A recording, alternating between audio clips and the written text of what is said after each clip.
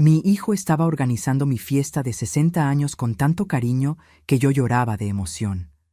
Hasta que mi esposo entró a la habitación, cerró la puerta con llave y dijo con la voz temblorosa: «Necesito mostrarte algo. No entres en pánico, pero nuestro hijo, él no es quien pensamos que es». Lo que me reveló en ese momento lo cambió todo. Y lo peor, la fiesta sería al día siguiente. Pero antes de continuar, checa si ya estás suscrito al canal y escribe en los comentarios ¿desde dónde estás viendo este video? Nos encanta saber hasta dónde están llegando nuestras historias. Mi nombre es Jimena, tengo 59 años y siempre creí que conocía a mi hijo mejor que nadie. Después de todo, fui yo quien lo arrulló en mis brazos cuando era bebé, quien cuidó cada fiebre, quien le enseñó sus primeras palabras. Durante 35 años, Mateo fue mi orgullo, mi alegría, mi propósito más grande en la vida. Trabajé duro al lado de mi esposo Javier para darle todo lo que nosotros no tuvimos: buena escuela, universidad privada, oportunidades que nuestros padres nunca pudieron ofrecernos. La fiesta de mi cumpleaños número 60 sería el sábado, en un salón elegante que Mateo había elegido personalmente en Polanco. Él venía planeándolo hace meses, mostrando fotos del lugar, hablando sobre el menú, sobre las flores que sabía que yo amaba, esas rosas blancas que siempre han sido mis favoritas desde que era joven. Veía a mi hijo tan emocionado, tan dedicado, y mi corazón rebosaba de gratitud. ¡Qué suerte la mía!, pensaba mientras doblaba servilletas que había comprado para la ocasión, tener un hijo así, tan atento, tan presente en mi vida. Mateo había crecido para ser un hombre guapo, exitoso. Trabaja en una casa de bolsa, gana bien, vive en un departamento muy padre que logró comprar con su propio esfuerzo en la Condesa. Claro que ayudamos un poco con el enganche, pero fue él quien cargó con la mayor parte. Siempre estuvimos orgullosos de eso, de haber criado a un hijo independiente, responsable, que no dependía de nosotros para todo. El jueves por la noche, 2 días antes de la fiesta, yo estaba en la recámara doblando ropa que acababa de planchar cuando Javier entró. Noté de inmediato que algo estaba diferente. Su rostro estaba pálido, con una palidez enfermiza que me asustó. Los ojos rojos como si hubiera llorado o no hubiera dormido bien. Conocía a ese hombre tras 37 años de matrimonio y sabía reconocer cuando algo estaba muy, muy mal. «¿Qué pasó?», pregunté, soltando de inmediato la ropa que tenía en las manos. Mi primer pensamiento fue la salud. Se había hecho estudios recientemente por lo de la presión alta. ¿Será que los resultados salieron mal? Mi corazón se aceleró mientras esperaba la respuesta, imaginando las peores posibilidades. ¿Cáncer? ¿Problema cardíaco? ¿Diabetes grave? Javier cerró la puerta de la recámara con llave. Ese gesto simple me asustó más que cualquier palabra. En todos estos años juntos, nunca cerraba puertas dentro de la casa. Éramos solo nosotros dos, viviendo ahí desde que Mateo se había ido a vivir solo hace 5 años. No había necesidad de privacidad extrema. Pero ahí estaba él, girando la llave en la cerradura con manos que temblaban visiblemente. «Siéntate aquí», dijo, señalando la cama. Su voz estaba ronca, cargada de una emoción que no logré identificar de inmediato. ¿Miedo? ¿Coraje? ¿Tristeza? Tal vez todo eso junto, mezclado en algo que dejaba el aire pesado entre nosotros. Me senté despacio, sintiendo las piernas débiles. Javier se sentó a mi lado, sosteniendo mi rostro con ambas manos. Ese gesto era íntimo, algo que hacía cuando necesitaba decirme algo importante. Cuando me pidió matrimonio, me tomó el rostro así. Cuando me contó que su madre había fallecido, también. Así que sabía que lo que vendría ahora sería devastador. «Jimena, necesito que me prometas algo. ¿Prometes que me vas a escuchar hasta el final antes de reaccionar?» «Me estás asustando», respondí, sintiendo sus manos temblar levemente contra mi piel. «¿Qué pasó? ¿Es enfermedad? ¿Es grave?» «No es sobre mí. Es sobre Mateo». Mi corazón se apretó de forma diferente. Mi hijo. Algo le había pasado a mi hijo. ¿Un accidente? ¿Se había lastimado? ¿Estaba en peligro? ¿Él está bien? ¿Está vivo? Javier, ya dime. Él está bien físicamente. Pero Jimena, ¿prometes que me vas a escuchar hasta el final? Lo prometo, lo prometo. Ahora habla. Tomó su celular, lo desbloqueó y abrió una conversación de WhatsApp. Sus manos temblaban tanto que casi se le cae el aparato. Hoy en la mañana, cuando saliste al súper, yo estaba buscando aquel número del plomero. ¿Te acuerdas que dijiste que lo habías guardado en tu celular? Asentí con la cabeza, sin entender a dónde iba eso. El plomero. Lo necesitábamos para arreglar una fuga en el baño de visitas. ¿Pero qué tenía eso que ver con Mateo? Tu celular estaba en la cocina cargándose. Lo tomé prestado. Pensé que estaría desbloqueado como siempre lo dejas, pero no. Intenté la contraseña que siempre usas, nuestra fecha de aniversario de bodas, pero no funcionó. Mi celular. Era verdad. Había cambiado la contraseña hacía unos días. Ni lo había pensado mucho en su momento. Mateo lo había sugerido durante una comida aquí en la casa, diciendo que era más seguro usar algo menos obvio. Había sido idea de él, incluso. En su momento se me hizo raro. Cuestioné por qué la preocupación repentina. Pero él explicó que había leído sobre ciberseguridad en su trabajo, que las contraseñas basadas en fechas importantes eran las primeras que los hackers intentaban. Tuvo sentido. La cambié por la fecha de nacimiento de Mateo, 15 de marzo. Simple, fácil de recordar. Intenté algunas combinaciones. Javier continuó, con la voz cada vez más tensa, y terminé acertando. Era la fecha de nacimiento de Mateo. Logré desbloquearlo. ¿Y qué? ¿Cuál es el problema con eso?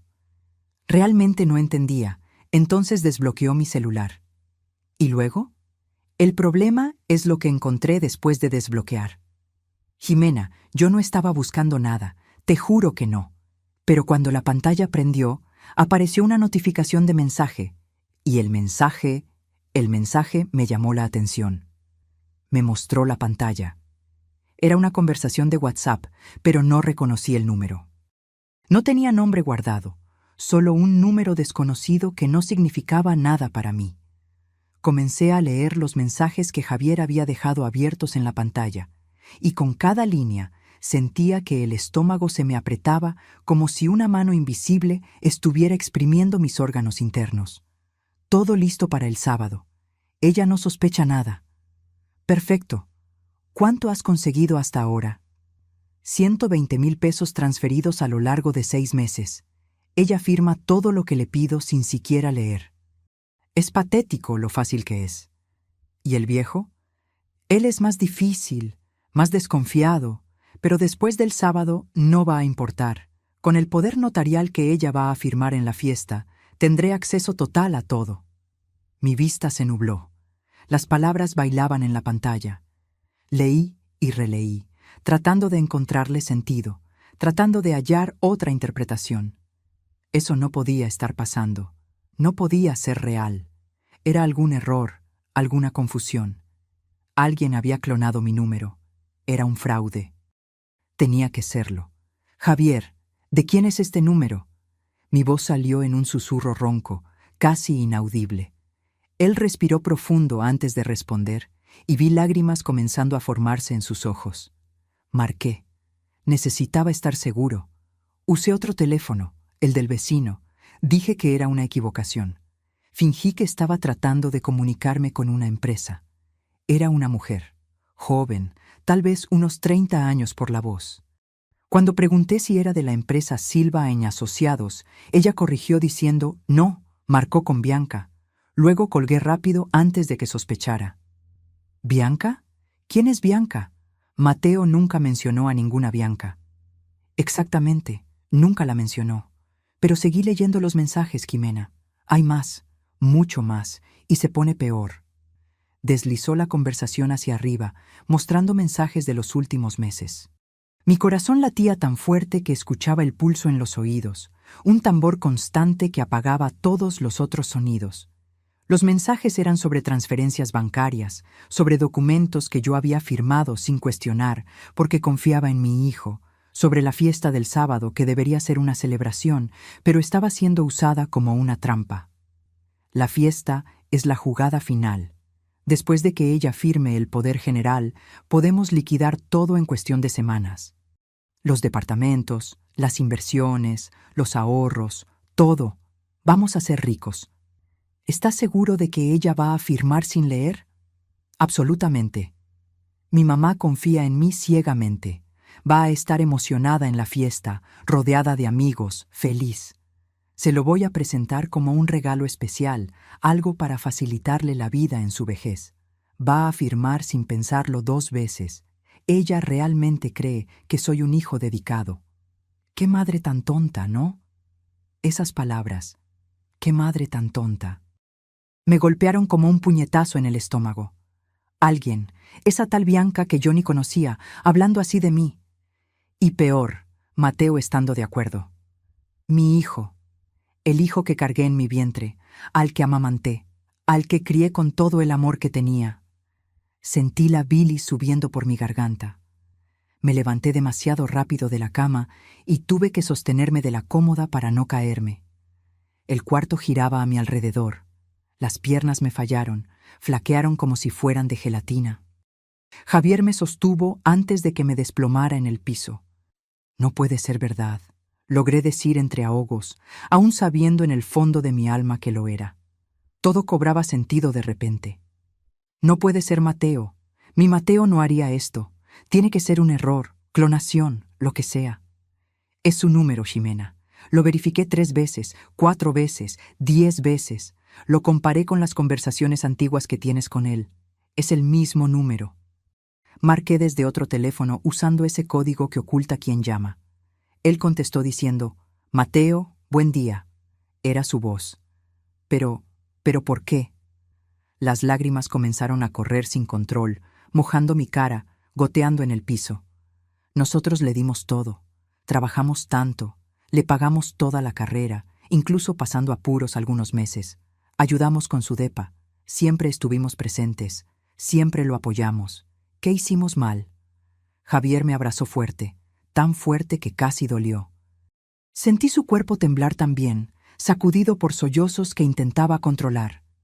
Mi esposo, ese hombre que siempre fue mi roca, mi puerto seguro en todas las tormentas de la vida, se estaba quebrando junto conmigo. Nos estábamos hundiendo juntos en esta pesadilla. Nos quedamos así por minutos que parecieron horas, abrazados en medio de la recámara, llorando, intentando procesar lo imposible. Nuestro hijo, nuestra única creación, el niño al que enseñamos a caminar, a leer, a ser honesto, nos estaba robando. Peor, estaba planeando algo más grande para el sábado, el día de mi fiesta, el día que debería ser de celebración y alegría. Cuando finalmente logré alejarme, me limpié las lágrimas con el dorso de la mano y forcé a mi mente a funcionar. Necesitaba entender la extensión de aquello. Necesitaba saber hasta dónde llegaba la traición. Dijiste 120,000. ¿De dónde? ¿Cómo? Yo no noté nada. ¿Cómo logró sacarnos 120,000 pesos sin que me diera cuenta? Javier se sentó pesado en la cama, pareciendo haber envejecido 10 años en las últimas horas.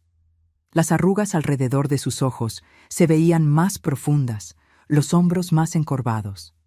¿Te acuerdas de aquellas inversiones que Mateo sugirió hace 6 meses? ¿Esos fondos que dijo que darían mejor rendimiento que la cuenta de ahorros? Lo recordaba perfectamente. Mateo había venido a cenar un domingo, trayendo papeles, gráficas, explicaciones técnicas sobre rendimientos. Hablaba con tanta propiedad, tanta seguridad. Después de todo, él trabajaba en eso. Entendía de esas cosas del mercado financiero. Mostró cómo nuestro dinero estaba rindiendo poco en la cuenta tradicional, cómo podríamos tener un retorno mucho mejor con inversiones más modernas. Todo parecía tan profesional, tan legítimo. Confié ciegamente. Firmé todo lo que puso frente a mí sin cuestionar una coma. Eso nunca fue una inversión real, Javier continuó, con la voz cargada de amargura y coraje contenido. Él creó documentos falsos, todo falsificado. El dinero fue transferido a una cuenta que él controla junto con esa Bianca. Fui al banco hoy por la tarde, después de que saliste a recoger unas cosas para la fiesta. Hablé con el gerente. Le mostré las transferencias. Ellos confirmaron. 120,000 pesos en 6 transferencias a lo largo de medio año. 20,000 al mes, exactitos, como un sueldo. Sentí que mi mundo se derrumbaba por completo. Todo ese dinero, ahorros de años y años, fruto de tanto trabajo, tanto sacrificio, tantas horas extra que Javier hizo, tantos trabajos de costura que yo acepté. Y nuestro hijo, nuestra propia sangre, nos había robado como si fuéramos extraños en la calle, como si no tuviera ningún vínculo con nosotros. ¿Y ese poder notarial que mencionaron en los mensajes?, pregunté. Aunque ya sabía la respuesta, ya sentía el hielo extendiéndose por mi cuerpo. En la fiesta. Él planeó algo para el sábado. Probablemente va a aparecer con documentos bonitos, bien presentados. Va a decir que es trámite de rutina, que es para facilitarnos la vida, para que él pueda cuidar las cosas por nosotros cuando estemos más grandes. Y tú ibas a firmar, porque confías en él, porque es tu hijo. Tenía toda la razón. Yo habría firmado sin dudar, sin leer una línea, sin cuestionar, porque era mi hijo pidiéndomelo, mi hijo que siempre nos cuidó tan bien, que siempre fue tan atento.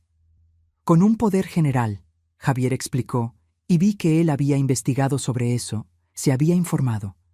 Él tendría acceso a todo, absolutamente a todo. Nuestras cuentas bancarias, nuestras propiedades, nuestras inversiones reales.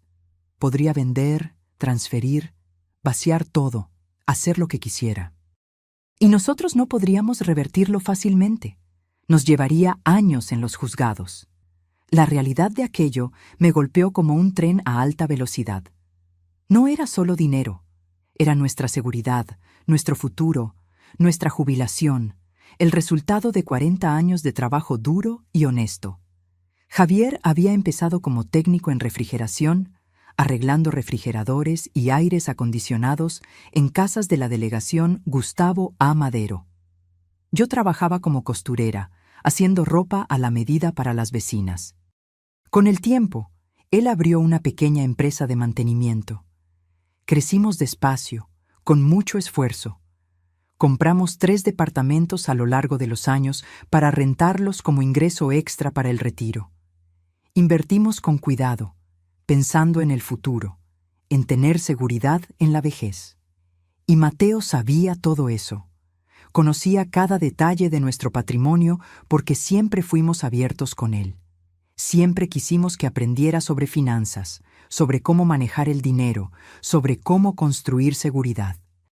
Le enseñamos a pescar a nuestro hijo, como dice el dicho, y él usó ese conocimiento para pescarnos como peces ingenuos. Pasé toda la noche despierta. No pude cerrar los ojos ni un minuto. Cada vez que lo intentaba, veía el rostro de Mateo de niño, luego adolescente, luego adulto. Veía todos los recuerdos que tenía de él, pero ahora manchados por el descubrimiento horrible. ¿Será que todo había sido mentira?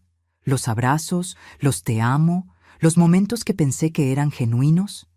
Javier tampoco durmió. Se quedó acostado a mi lado, dando vueltas de un lado a otro, suspirando pesado.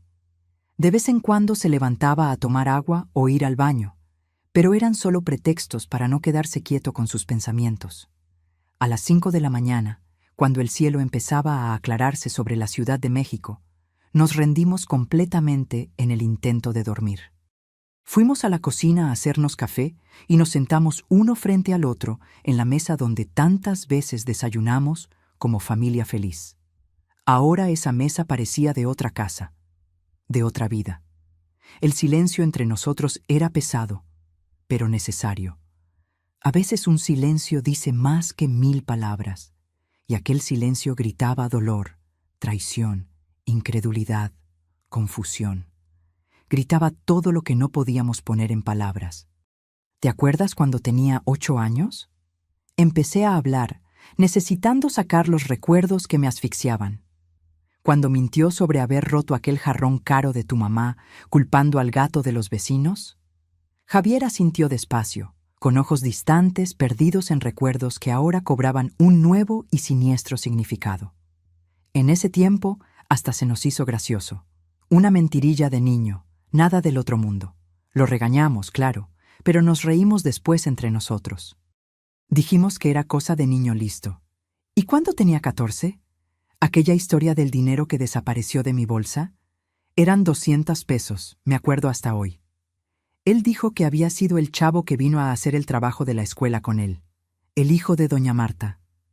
Nosotros le creímos sin cuestionar. Le reclamamos a doña Marta, armamos todo aquel escándalo con la pobre señora. Y la mujer se quedó deshecha, defendiendo a su hijo con uñas y dientes, diciendo que él jamás robaría. ¿Será que fue Mateo todo el tiempo? Javier se pasó la mano por el rostro cansado, la barba incipiente raspando su palma. Probablemente fue él, y yo nunca volví a ver a doña Marta de la misma forma. Siempre tuve mis dudas con su hijo, y el chavo era inocente. La culpa de eso me apretó. ¿Cuántas otras veces le creímos a Mateo sin cuestionar? ¿Cuántas otras personas pudieron haber sido injustamente acusadas? ¿Y aquel trabajo que perdió hace 3 años? Continué, porque ahora que había empezado a jalar el hilo, necesitaba ver hasta dónde llegaba. ¿En la consultoría financiera? Él dijo que la empresa estaba recortando personal por la crisis, que a varios los despidieron junto con él. Tal vez lo corrieron por falta de probidad, tal vez robó de ahí también. Tal vez nunca sepamos la verdad sobre nada. La verdad. Aquella palabra dolía como agujas en la piel. Habíamos criado a un ladrón. ¿O siempre fue así y no quisimos verlo? Esa pregunta me corroía por dentro como ácido. ¿En qué fallamos exactamente? ¿Dimos demasiado amor? ¿Poca disciplina? ¿O simplemente nació con ese defecto de carácter que ninguna crianza, por mejor que fuera, podría arreglar? Tomamos el café en silencio, el líquido caliente bajando por la garganta, pero sin calentar el frío que sentía por dentro. A las 8 en punto, estábamos en la puerta del banco esperando a que abrieran. Fuimos los primeros clientes. El guardia abrió la puerta de vidrio y entramos directo a la oficina del gerente. El licenciado Carlos nos conocía hace años, desde que abrimos cuenta ahí. Siempre fue atento, siempre manejó nuestra cuenta con cuidado, conocía nuestra historia. Buen día, don Javier, doña Jimena. Qué sorpresa verlos tan temprano. ¿Pasó algo? Licenciado Carlos, Javier empezó, y noté que su voz estaba firme ahora, decidida, diferente de la voz quebrada de la noche anterior. Necesitamos hacer unos cambios urgentes en nuestra cuenta, cambios grandes. Explicamos la situación, omitiendo que era nuestro hijo por vergüenza. Solo dijimos que descubrimos movimientos no autorizados, que había alguien tratando de aplicarnos un fraude, que queríamos proteger el patrimonio de inmediato. El gerente, siempre profesional, no hizo preguntas demasiado invasivas. Pude ver en sus ojos que sospechaba algo más, pero respetó nuestra privacidad. «Voy a abrir cuentas nuevas a nombre de ustedes», dijo, tecleando rápidamente en la computadora. «Cuentas sin poder para terceros, sin nada, solo ustedes dos. Y vamos a transferir todo lo que sea posible transferir». Pasamos horas ahí, transfiriendo inversiones, cambiando fondos, bloqueando accesos. Las inversiones que teníamos en fondos necesitaban plazo para el retiro, pero configuramos para que cuando se liberaran, se fueran a las cuentas nuevas. Ahorros, cuenta corriente, todo migrado. Los departamentos rentados son más complicados, el licenciado Carlos explicó, acomodándose los lentes mientras veía documentos en la pantalla. Están a nombre de ustedes en el registro público de la propiedad, pero si alguien tiene un poder general, puede venderlos. Y ustedes no tendrían cómo impedirlo al momento, solo después en juicio. Les sugiero fuertemente que registren ante notario una revocación preventiva de cualquier poder futuro. Un documento que diga que cualquier poder solo vale si se registra ante un notario específico que ustedes elijan. Hicimos eso también. Salimos del banco casi al mediodía y fuimos directo a la notaría en la Colonia Juárez. Registramos el documento declarando que cualquier poder emitido para cualquier persona a partir de esa fecha solo sería válido con ratificación de firmas ante el notario específico que elegimos, Uno que estaba en otra zona, lejos, que Mateo no conocía y nunca tendría cómo adivinar. Eran casi las 2 de la tarde cuando terminamos todo. Estábamos agotados física y emocionalmente, pero al menos nuestro patrimonio estaba mínimamente protegido ahora.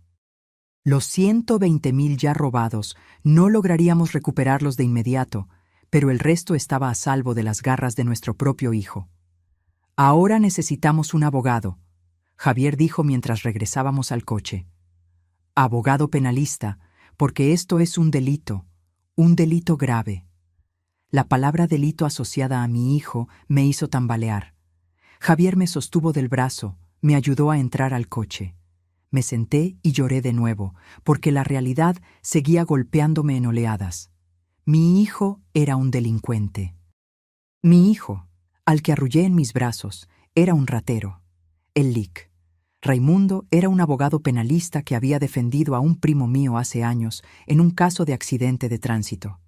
Hombre serio, experimentado, con cara de quien ya ha visto de todo en la vida y nada lo sorprende. Tenía un despacho pequeño pero bien organizado, estantes llenos de códigos jurídicos, diplomas en la pared. Cuando contamos la historia completa, él escuchó sin interrumpir, solo haciendo anotaciones en un bloc. Cuando terminamos, suspiró profundo. Abuso de confianza y fraude, dijo, consultando uno de los libros gruesos del estante. Al ser practicado contra ascendientes, contra los propios padres, hay agravantes. Estamos hablando de una pena de prisión considerable, dependiendo del monto y las circunstancias. Pero necesitamos pruebas muy sólidas. Tenemos los mensajes. Javier mostró el celular con las capturas de pantalla de las conversaciones que él había fotografiado. El Lic. Raimundo tomó el celular, se acomodó los lentes, leyó con atención cada mensaje. Tardó casi 20 minutos analizando todo. Finalmente devolvió el aparato. Los mensajes pueden ser un comienzo, pero por sí solos podrían no ser suficientes.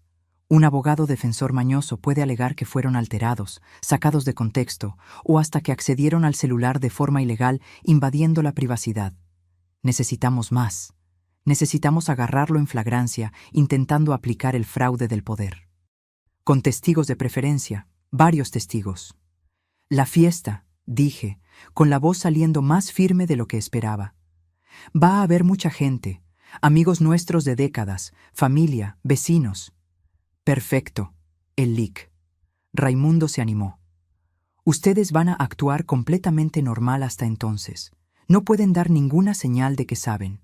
Cuando él presente los documentos del poder, y por los mensajes se ve que los va a presentar, ustedes los van a leer con atención. Tomar el documento, leerlo en voz alta si es necesario. Cuando confirmen que es realmente un poder general con facultades abusivas, llaman la atención de todos los presentes, explican lo que está pasando y llamamos a la policía. Yo voy a estar listo afuera con un notario para dar fe.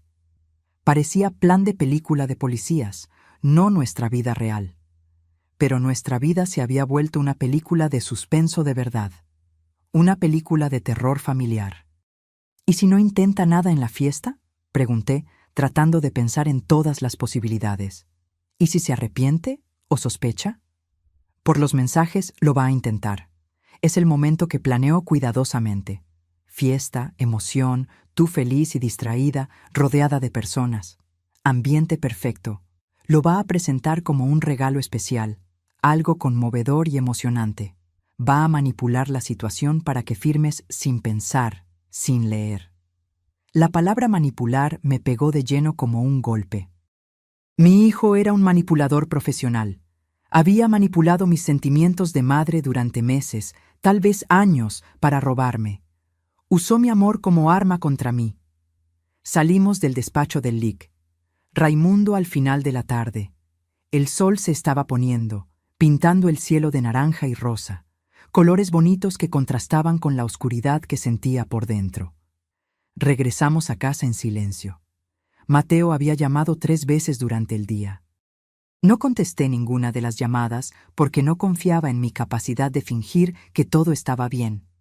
Le mandé un mensaje de texto diciendo que estaba ocupada con preparativos de última hora para la fiesta, que tenía mucho que resolver todavía, que hablábamos después. Él respondió con varios emojis de corazón. Cada corazón digital era como una puñalada en mi pecho, porque eran mentiras, todo mentiras. ¿Vas a poder fingir mañana?, Javier preguntó mientras preparábamos una cena sencilla que ninguno de los dos tenía estómago para comer. ¿Vas a poder verlo a la cara y actuar como si no supieras? Voy a tener que poder, no tengo opción. Pero por dentro estaba aterrada. ¿Cómo vería a mi hijo sabiendo lo que había hecho, lo que estaba planeando hacer? ¿Cómo lo abrazaría sin vomitar? ¿Cómo le sonreiría sin gritar? La noche del viernes para el sábado fue todavía peor que la anterior. Las horas se arrastraban como si el tiempo se hubiera vuelto miel. Cada minuto parecía durar una eternidad. Me quedé acostada mirando al techo, contando las grietas en la pintura, tratando de no pensar pero siendo incapaz de pensar en cualquier otra cosa. Javier tampoco pudo dormir. Lo escuchaba dando vueltas en la cama, suspirando, a veces susurrando algo incomprensible. En algún momento de la madrugada me tomó la mano bajo la sábana y nos quedamos así, dedos entrelazados, dos náufragos aferrados el uno al otro para no hundirse por completo. Cuando la alarma sonó a las 6 de la mañana, ya llevábamos horas despiertos. Me levanté con el cuerpo doliéndome como si me hubiera atropellado un camión. Cada músculo protestaba. Fui al baño y vi mi reflejo en el espejo. La mujer que me miraba parecía haber envejecido 10 años en 2 días. Ojeras profundas, piel pálida, ojos rojos e hinchados de tanto llorar. Me bañé un largo rato, dejando que el agua caliente cayera sobre mí, tratando de lavar el dolor que sentía. Pero el dolor emocional no sale con agua y jabón. Se queda pegado al alma. Cuando salí del baño, Javier ya estaba en la cocina haciendo café. La casa olía a pan tostado y café recién hecho, aromas reconfortantes de mañanas normales. Pero nada de aquel día sería normal. Nada en nuestra vida sería normal nunca más. Mateo llega al mediodía para comer, dije, sentándome a la mesa de la cocina.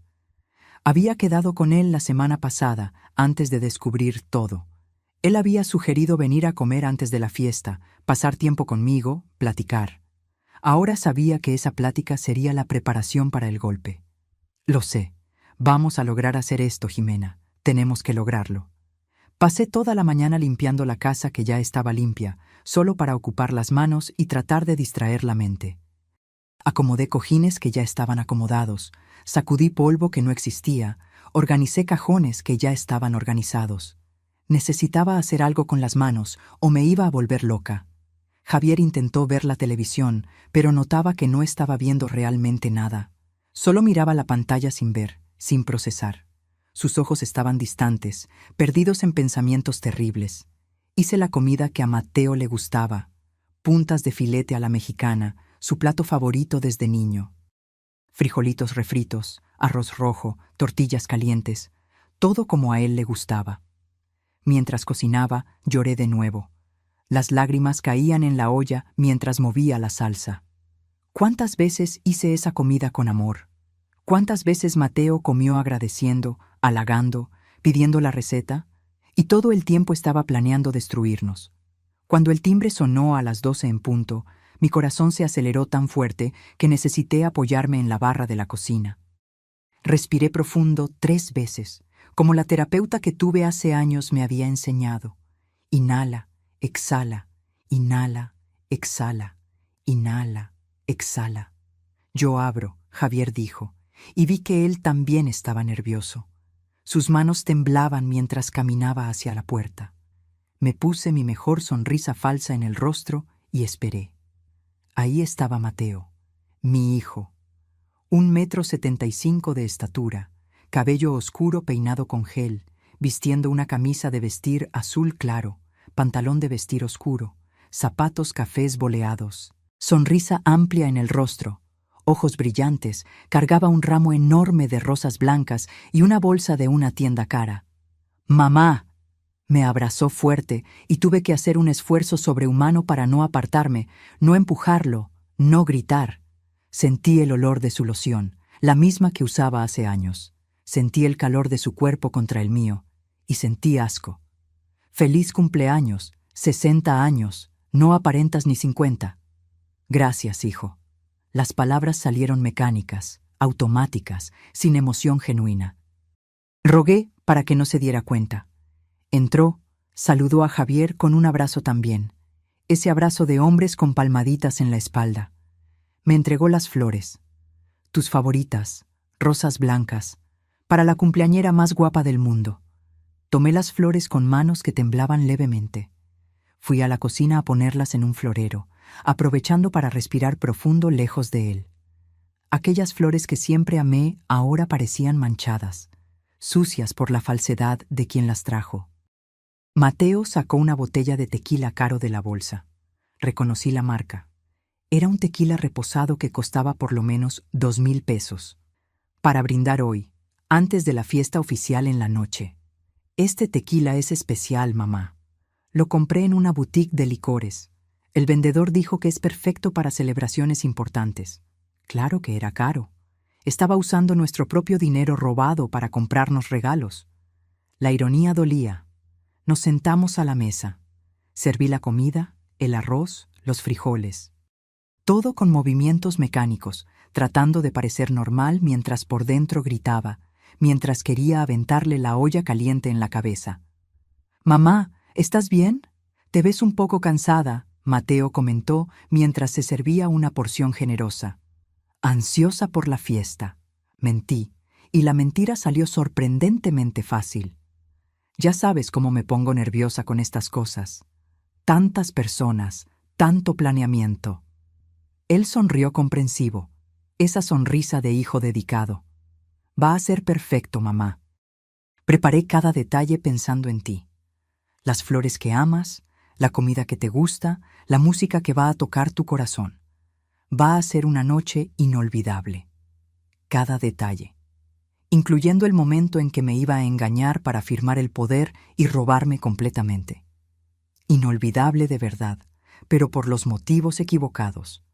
Comimos con una conversación que parecía normal para él, pero era una tortura para mí. Mateo hablaba animadamente sobre su trabajo en la casa de bolsa, sobre nuevos clientes que había conseguido, sobre inversiones que estaban rindiendo bien. Cada palabra sobre dinero era una ironía dolorosa. Cada vez que decía inversión, yo pensaba en los 120,000 que nos había robado. «Por cierto», dijo mientras tomábamos café después de comer, limpiándose la boca con la servilleta. «Tengo una sorpresa para ti. Bueno, de hecho 2 sorpresas. Aquí venía». Sentí a Javier tensarse a mi lado en la silla. Sostuve la taza de café con más fuerza. «La primera es que conseguí algo increíble para ti y para mi papá. ¿Te acuerdas que siempre quisiste conocer París?» Asentí. Era un sueño viejo de verdad. Desde joven veía fotos de la Torre Eiffel, de los Campos Elíseos, del Museo del Louvre, y soñaba con conocerlos. Pero nunca tuvimos dinero de sobra para viajes internacionales. París se quedó siempre como un deseo distante, algo para hacer un día cuando nos jubiláramos. Pues ya está. Conseguí a través de la oficina un paquete promocional increíble. 2 semanas en París, todo pagado. Hotel 4 estrellas, boletos de avión, algunos tours incluidos. Sería mi regalo de cumpleaños para ti, mamá, para que realicen ese sueño finalmente. Mis ojos se llenaron de lágrimas, pero no por las razones que Mateo imaginaba. Lloraba porque él estaba usando mi sueño, mi deseo más antiguo para engañarme. Estaba manipulando mi corazón. Pero hizo una pausa dramática, como actor de telenovela. Para poder liberar el paquete rápido, antes de que expire la promoción, necesito un poder simple de ustedes 2, solo para que yo pueda tramitar el pago en la agencia de viajes más rápido. Es burocracia tonta, pero la agencia lo exige. Ahí estaba la mentira. Envuelta en papel de regalo bonito, adornada con un lazo de sueños cumplidos. Un viaje a París que nunca pasaría. Un poder que no tenía nada que ver con una agencia de viajes. Forcé una sonrisa emocionada. «Hijo, qué increíble. París. Siempre soñé con eso. No puedo creer que lo lograras. Cualquier cosa por la mejor mamá del mundo. Pero necesitamos resolver lo del poder hoy mismo, porque el lunes la promoción vence. Traje aquí los documentos. Ya está todo llenado por el abogado de la agencia. Solo falta la firma de ustedes dos. Sacó de su mochila de piel una carpeta bonita, de aspecto profesional, con documentos adentro. Mi corazón latía tan fuerte que temía que él lo escuchara, que se diera cuenta. ¿Puedo ver los documentos? Tomé la carpeta con la mano más firme de lo que esperaba. Claro, mamá. Pero ese es el lenguaje jurídico aburrido de siempre. Ya sabes cómo es. El abogado de la agencia lo preparó en su formato estándar. Puedes firmar tranquila. Comencé a leer. Y ahí estaba, exactamente como el leak. Raimundo había previsto.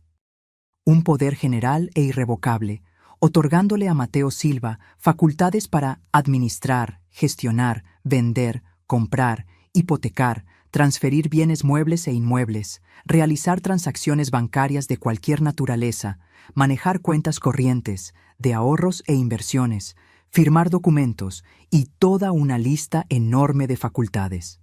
Aquello no era un poder para una agencia de viajes. Era carta blanca total para hacer lo que quisiera con todo lo que teníamos. Mateo, mantuve la voz tranquila, controlada.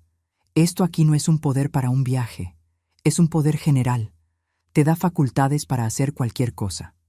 Vi una microexpresión de pánico cruzar su rostro por una fracción de segundo antes de que se recompusiera rápido. Pero lo vi. Vi el momento en que se dio cuenta de que yo lo había leído de verdad, no solo firmado a ciegas como él esperaba. Es que la agencia trabaja con varias cosas, mamá, explicó rápido, la voz todavía confiada pero con un leve nerviosismo por debajo. Ellos no solo hacen viajes, hacen inversiones de viaje, paquetes con inversión incluida, varias cosas. Su abogado hace un documento estándar que cubre todas las posibilidades, pero es solo para el viaje, obvio. Pero aquí dice específicamente que puedes vender nuestros departamentos. Señalé una línea específica en el documento. Se rió, pero la risa sonó falsa ahora, forzada. Es estándar jurídico, mamá. Los abogados siempre ponen todo lo que es posible en el papel, aunque no lo vayan a usar. No significa que yo lo vaya a hacer. Es solo para cubrir todas las posibilidades legales, por si se necesita algo inesperado. Ya sabes cómo son esos documentos oficiales, siempre exagerados. Javier intervino, entrando en la plática. Hijo, no vamos a firmar eso así. Si es solo para el viaje, puedes hacer un poder específico solo para ese fin. Un poder específico para la agencia de viajes X, para el paquete Y. No necesita ser general. La máscara de Mateo empezó a rajarse de verdad ahora. Vi coraje genuino en sus ojos, rabia mal controlada. ¿No confían en mí? Soy su hijo. Estoy tratando de hacer algo bonito, cumplir un sueño de mi mamá. ¿Y ustedes se ponen con paranoias? No es paranoia. Mi voz salió más firme ahora, más fuerte. Es sensatez. Nadie que esté en su sano juicio firma un poder general sin necesidad real y específica. Entonces olvídense. Se levantó bruscamente de la silla, que raspó ruidosamente en el piso. Arrebató los papeles de la mesa con un movimiento brusco. Olvídense del viaje, olvídense de todo. Quería darles una sorpresa, padre, demostrarles que me importan, pero si se van a poner con esa desconfianza ridícula, entonces no vale la pena. Mateo, siéntate. Javier habló con una autoridad que rara vez usaba, ese tono de voz que solo había usado 2 o 3 veces en la vida cuando la situación era realmente grave. Necesitamos platicar sobre otra cosa, algo mucho más importante que un viaje. Mateo se sentó despacio, todavía sosteniendo los documentos, tratando de mantener la expresión de hijo ofendido, pero sin lograr esconder completamente el miedo que empezaba a aparecer en sus ojos. Hijo, empecé, y mi voz tembló un poco, pero seguí de todos modos. ¿Dónde están los 120,000 pesos? El silencio que siguió fue ensordecedor. El tipo de silencio que precede a una explosión o a un colapso total. Mateo se quedó completamente inmóvil por varios segundos, procesando la pregunta, entendiendo las implicaciones. El color se le fue de la cara. Se puso blanco como un papel, luego rojo intenso. Abrió la boca, la cerró, La abrió de nuevo. ¿Qué? ¿Qué 120,000? Su voz salió débil, tratando de ganar tiempo. No finjas, Mateo. Mi voz salió mucho más dura de lo que esperaba, cargada de meses de coraje comprimido. No hagas más eso. No finjas que no sabes. Los 120,000 pesos que nos robaste en los últimos 6 meses con esa historia de las inversiones falsas. Vi el momento exacto en que se dio cuenta de que ya no tenía salida, que habíamos descubierto todo. Fue como ver una máscara hacerse pedazos. La expresión de hijo dedicado desapareció, reemplazada por algo más frío, más calculador. Cambió de táctica completamente. De las negativas pasó directo a los ataques, a echarnos la culpa a nosotros.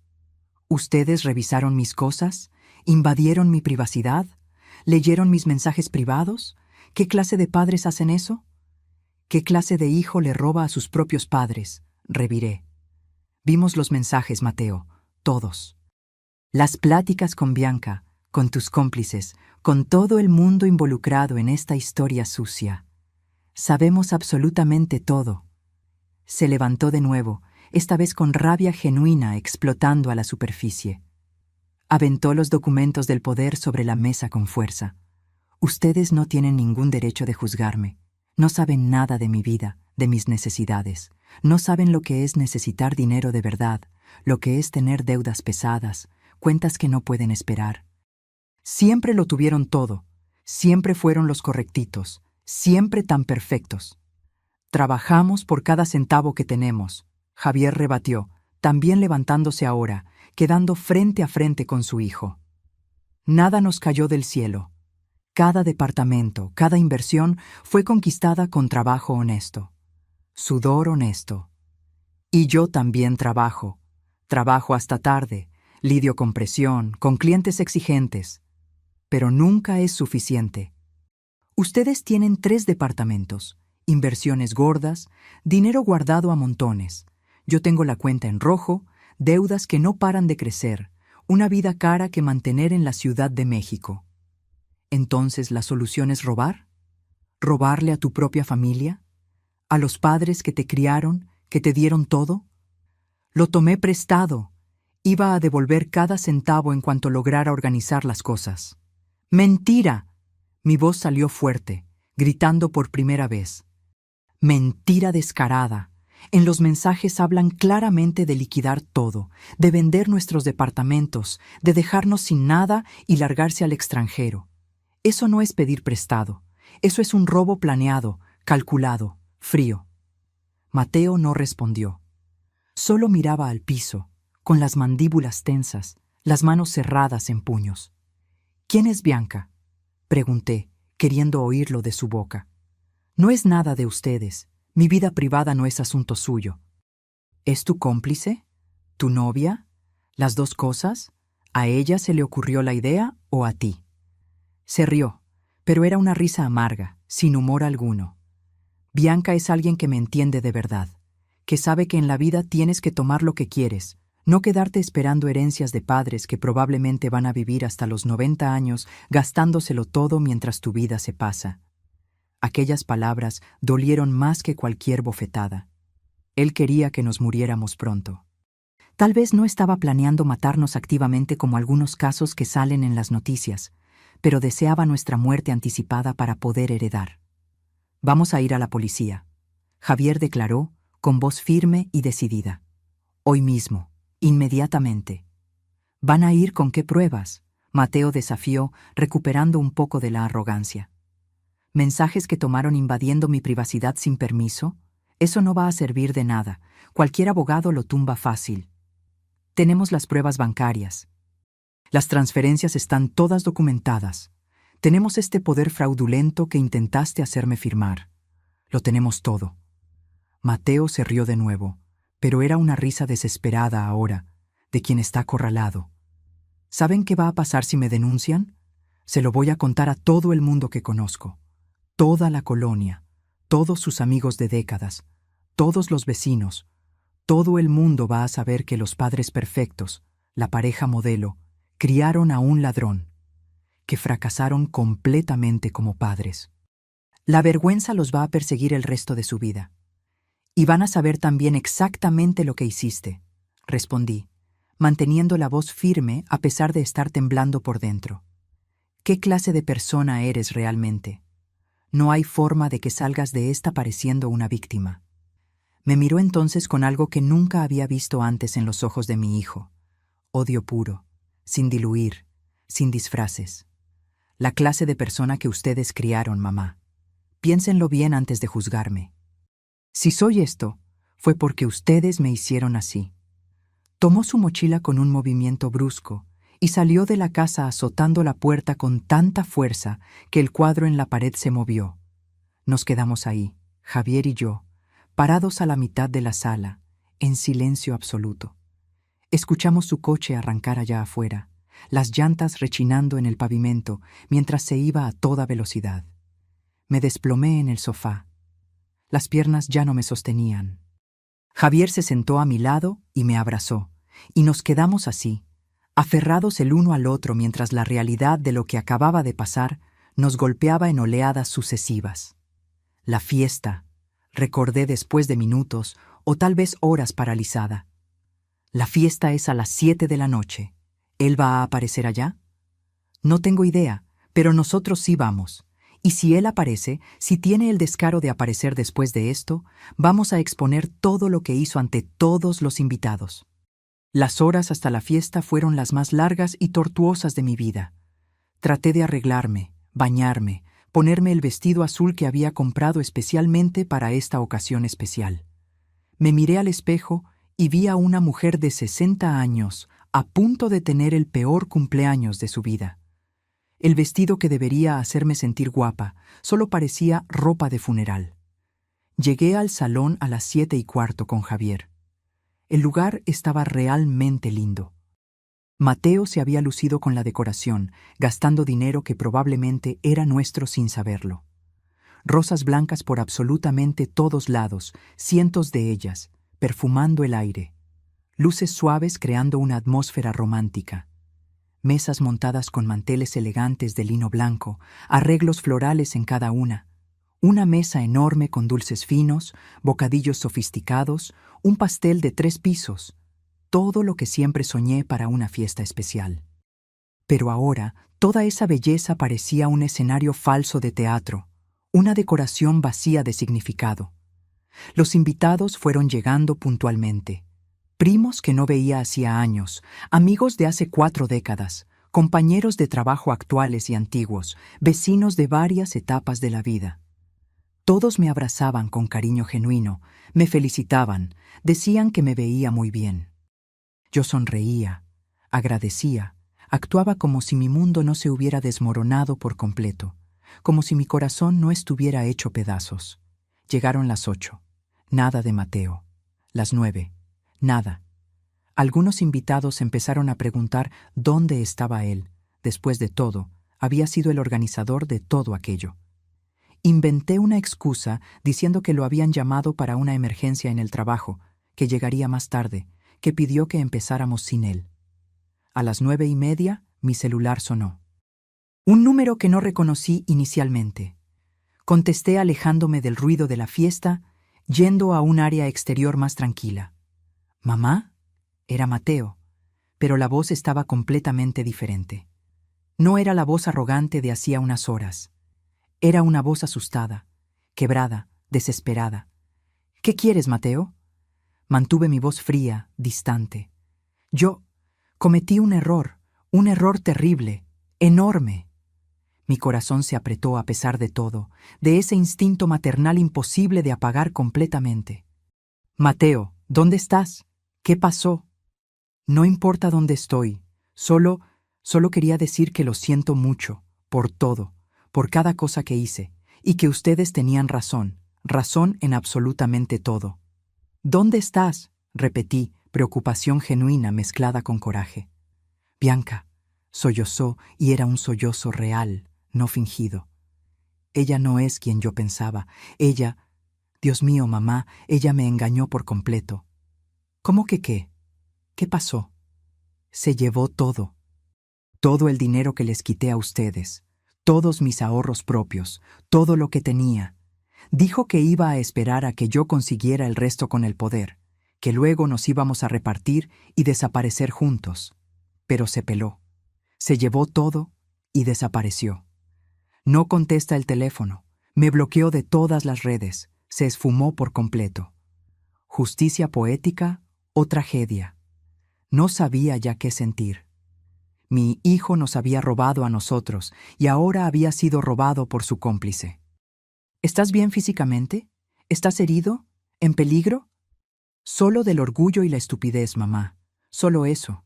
Arruiné absolutamente todo. Perdí todo.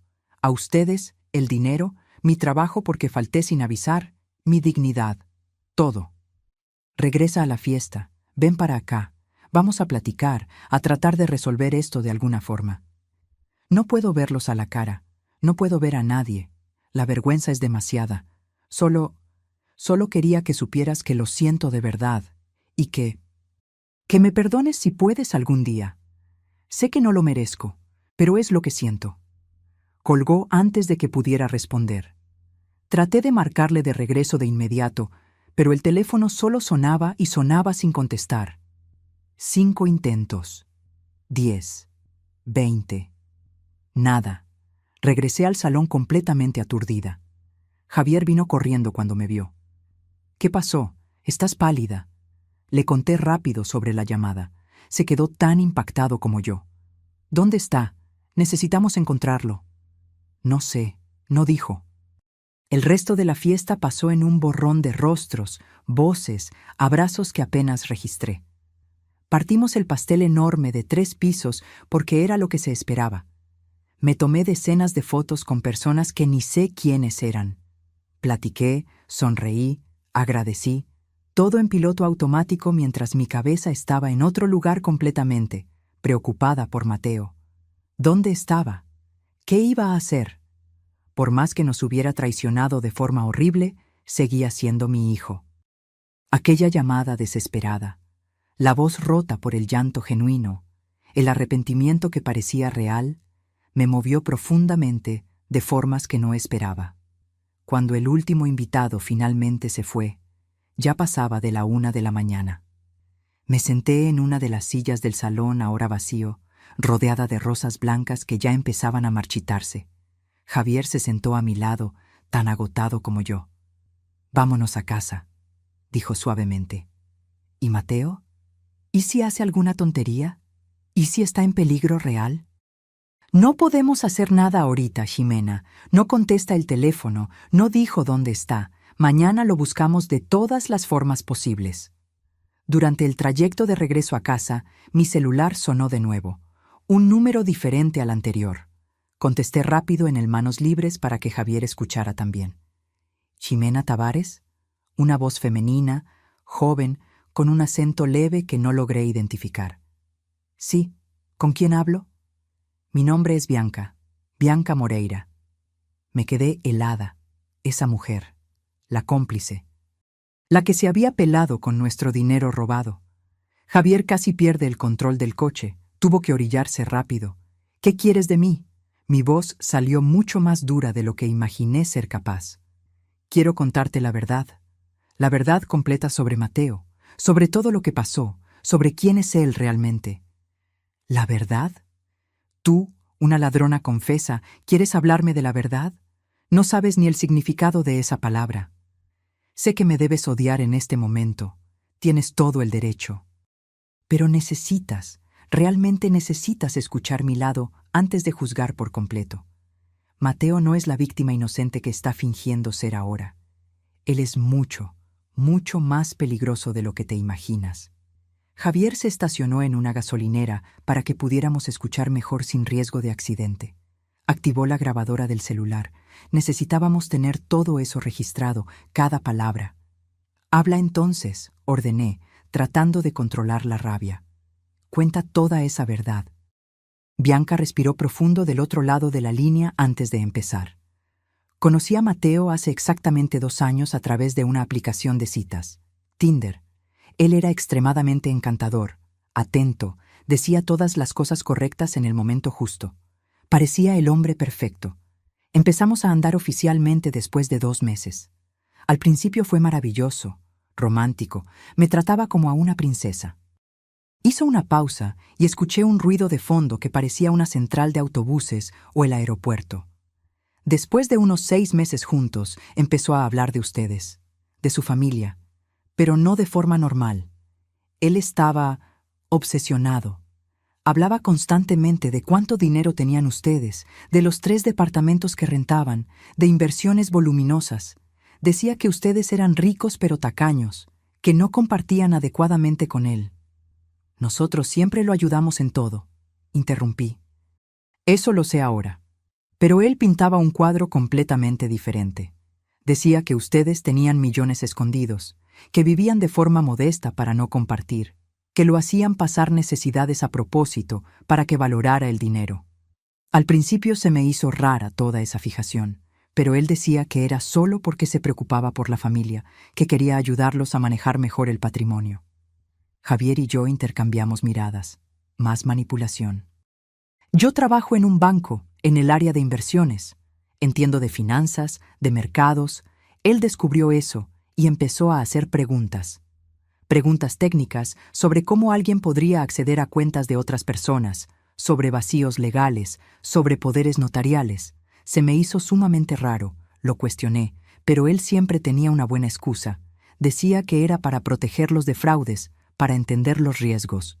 Hizo otra pausa y escuché lo que parecía ser una llamada de abordaje al fondo. Terminé dándole cierta información técnica. Le expliqué cómo funcionaban los poderes, qué facultades daba cada tipo. Nunca, jamás imaginé que lo usaría para robarle a sus propios padres. Cuando me di cuenta de lo que realmente estaba pasando, ya estaba metida hasta el cuello. Él había empezado a darme dinero, decía que eran bonos de su trabajo. Ahora sé que eran los 120,000 que les robó a ustedes. ¿Cuánto te dio?, pregunté. En total, cerca de 40,000 pesos a lo largo de estos meses. Yo lo ponía en una cuenta de ahorros aparte, ni me lo gastaba porque se me hacía rara tanta cantidad de dinero. Cuando finalmente entendí la verdad real de todo, quise devolverlo de inmediato, pero él no me dejó.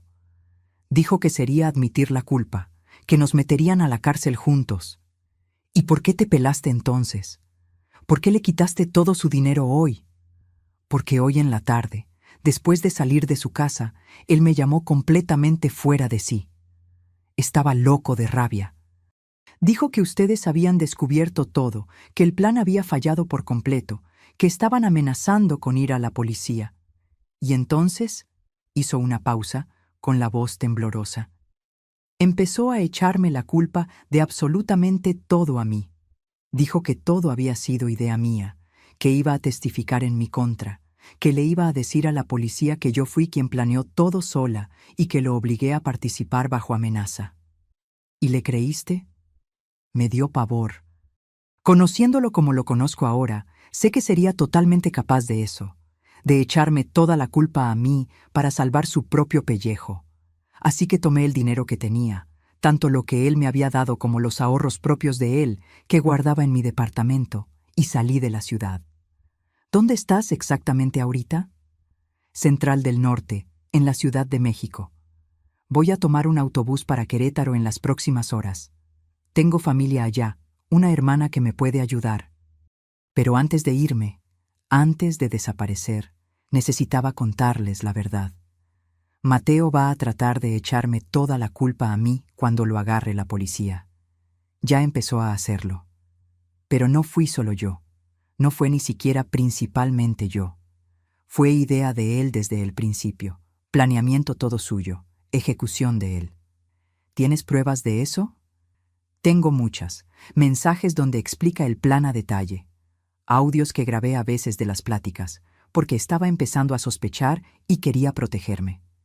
Se los voy a mandar todos ahorita mismo, y me voy a presentar ante la policía en Querétaro voluntariamente. Quiero hacer un trato, quiero contar todo lo que sé, quiero que pague por lo que les hizo a ustedes y a mí.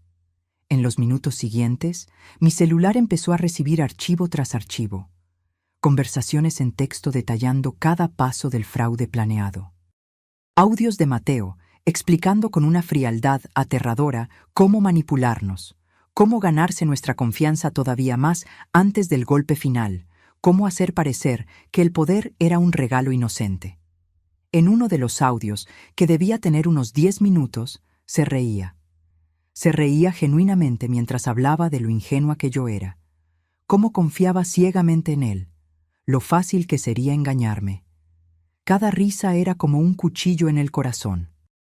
Escuchar aquello fue una de las cosas más dolorosas y humillantes de mi vida entera. Jimena, Bianca volvió a hablar. Sé que no tengo ningún derecho de pedir nada, pero quería que supieras que lo siento de verdad. De verdad lo siento. Me dejé manipular por él. Fui ambiciosa queriendo dinero fácil. Fui una completa tonta. Pero nunca, jamás quise destruir a una familia. Pero la destruiste de todos modos, intencionalmente o no. Lo sé, y voy a pagar por eso de varias formas. Pero Mateo va a pagar más, mucho más, porque él no tiene remordimiento verdadero alguno. En aquel último audio que mandé, el más largo, escucha hasta el final, especialmente los últimos minutos.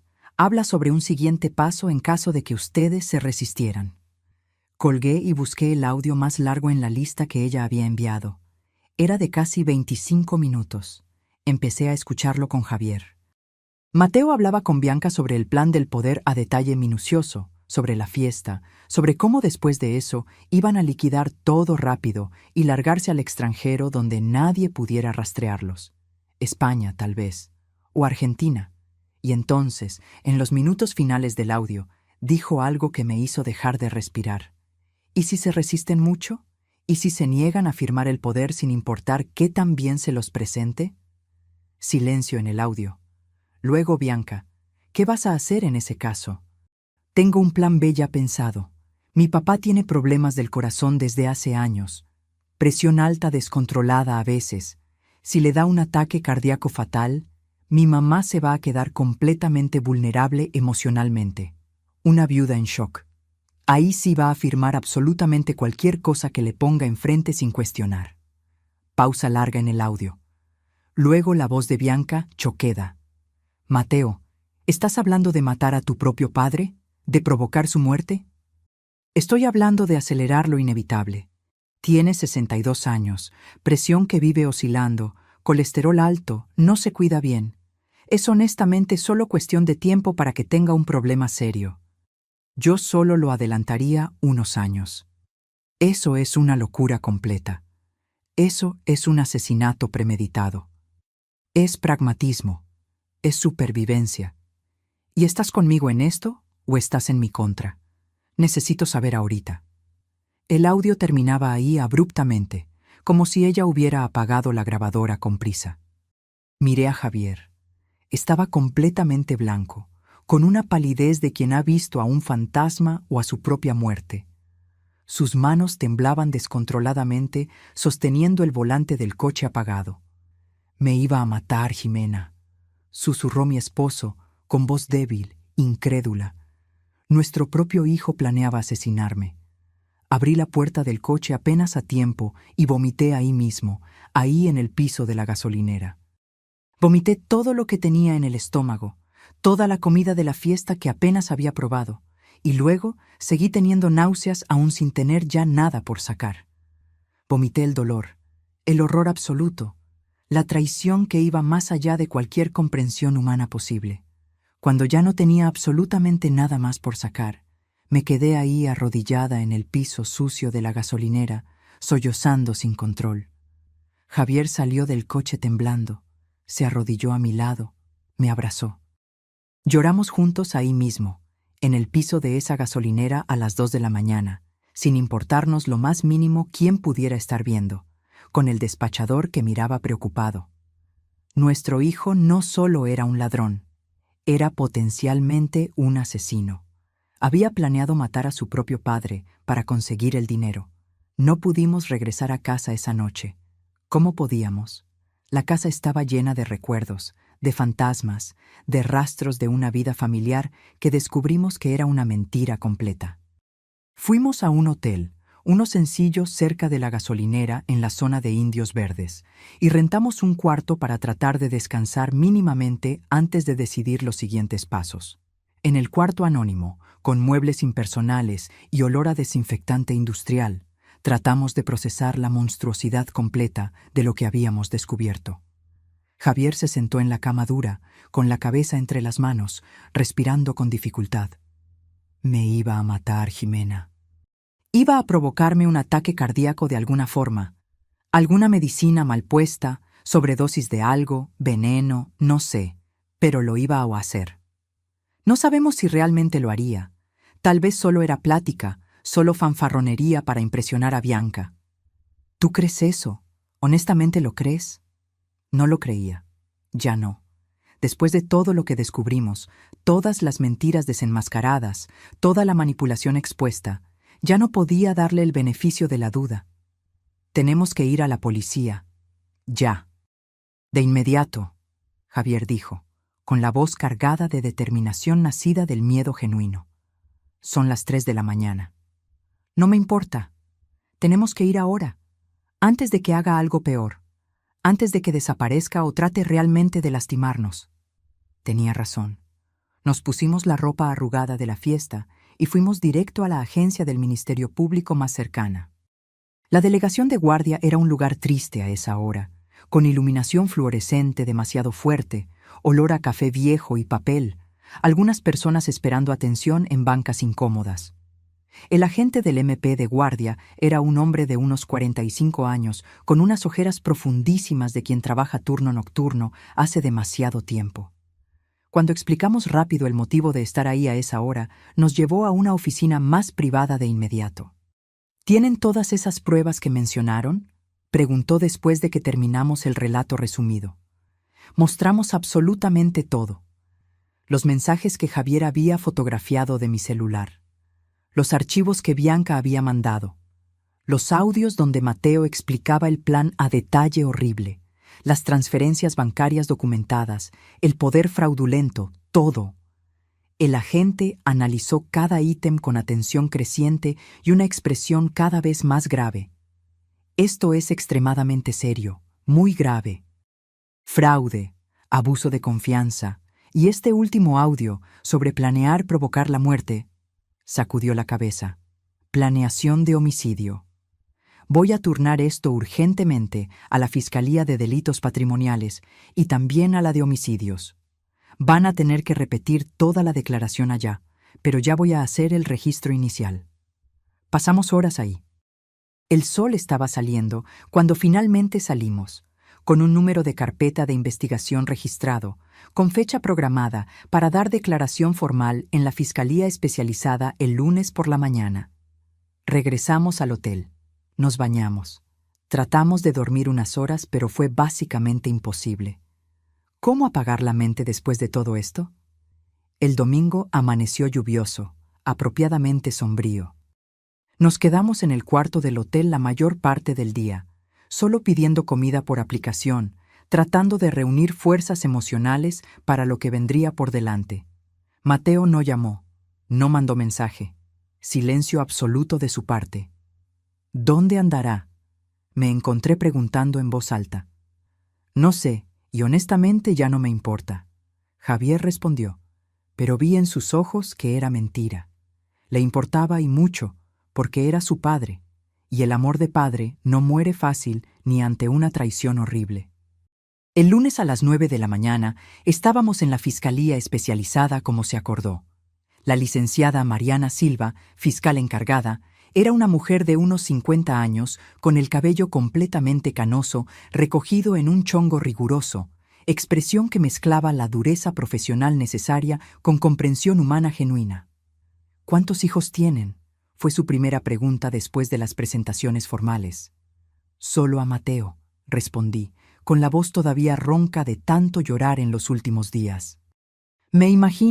Realmente me imagino lo inmensamente difícil que debe ser estar aquí haciendo esto. Denunciar al propio hijo. Pero hicieron absolutamente lo correcto al venir con nosotros. Repetimos todo el relato, ahora grabado oficialmente. Cada detalle, cada descubrimiento, cada traición. Tardó horas. La fiscal hacía preguntas específicas, revisaba fechas, verificaba consistencias. Cuando terminamos, Ella tenía una pila de documentos, grabaciones, todo organizado metódicamente. Voy a solicitar una orden de aprehensión contra Mateo Silva. También contra Bianca Moreira, aunque ella se haya presentado voluntariamente en Querétaro como mencionaron. Se movilizarán equipos de inmediato. ¿Tienen idea de dónde pueda estar?, preguntó. No tengo la menor idea. Tiene su propio departamento en La Condesa, pero dudo mucho que esté ahí. Rastrearon su número de teléfono.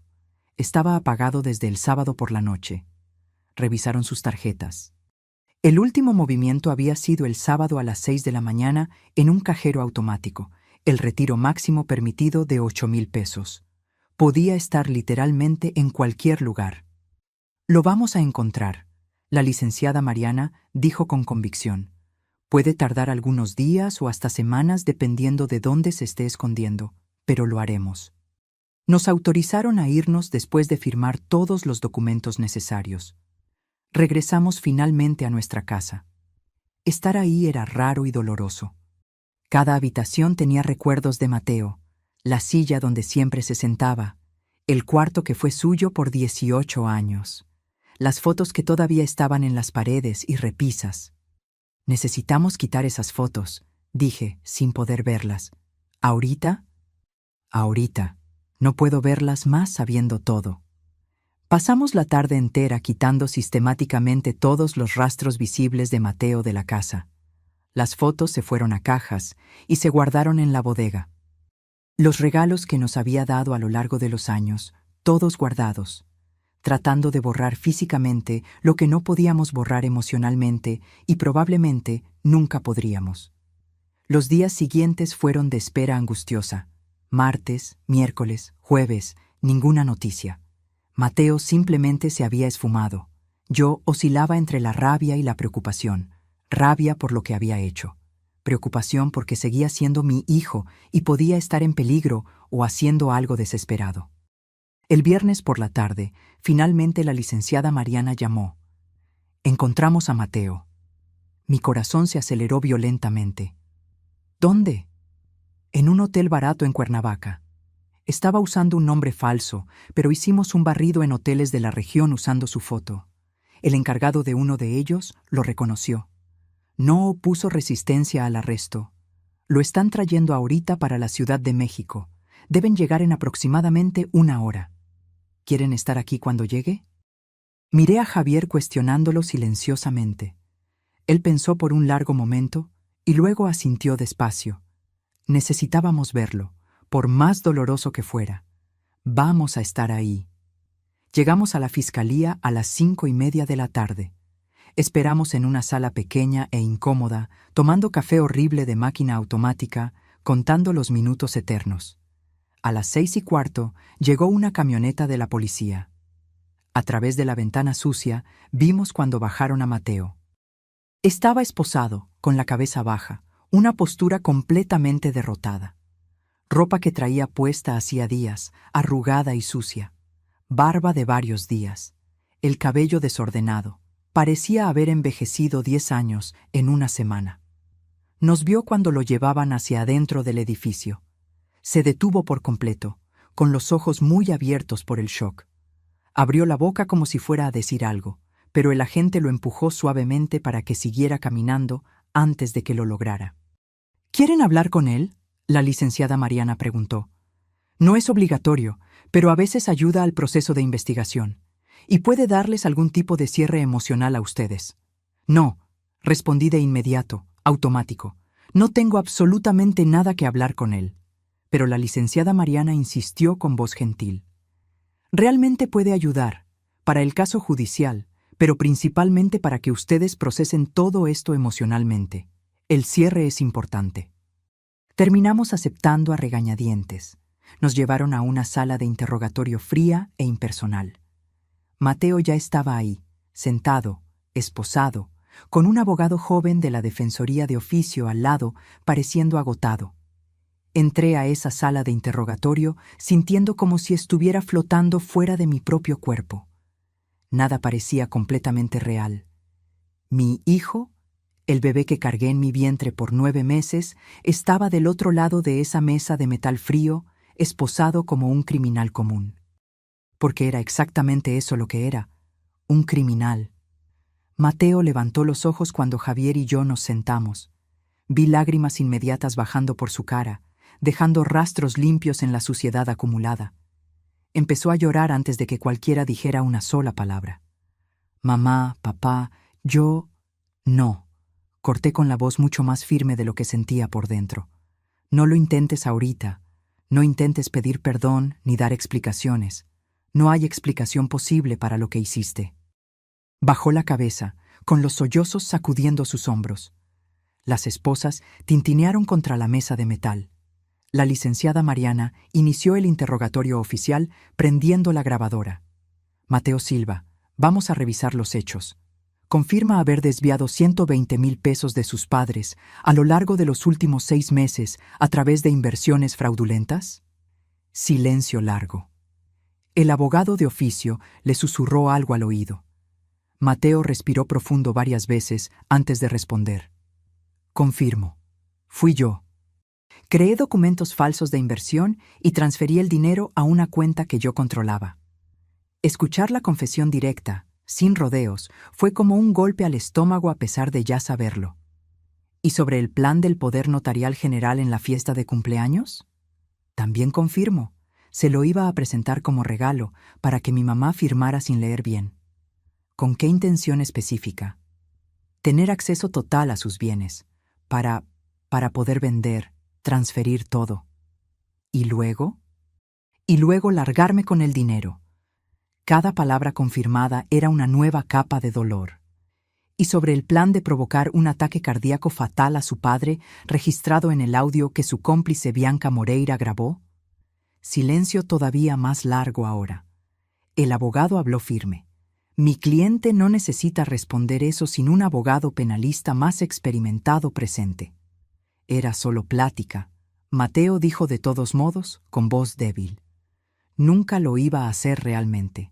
Solo estaba diciendo tonterías para impresionar a Bianca. Para parecer rudo, en control. ¿Plática? Mi voz salió mucho más fuerte de lo que pretendía, resonando en la sala pequeña.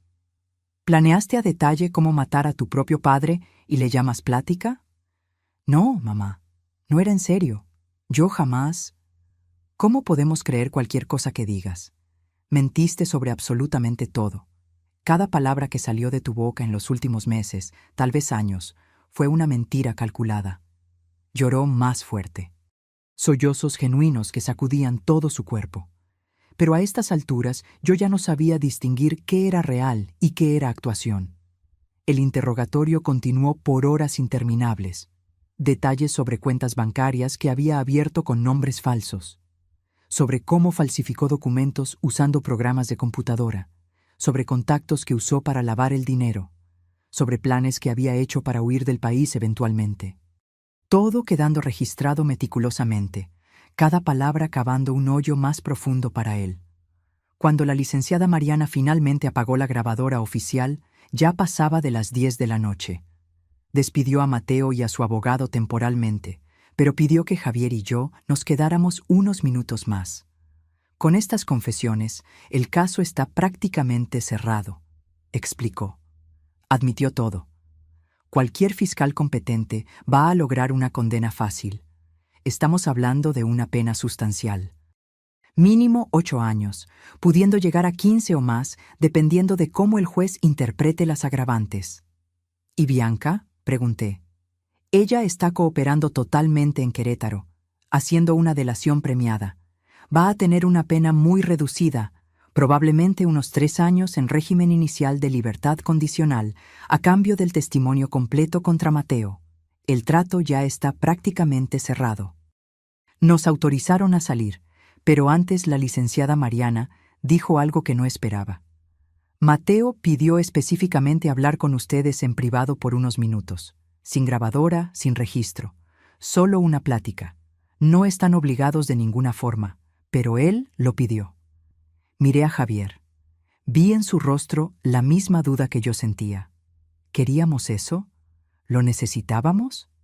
5 minutos, Javier dijo finalmente. Solo eso. Nos llevaron de regreso a la sala de interrogatorio.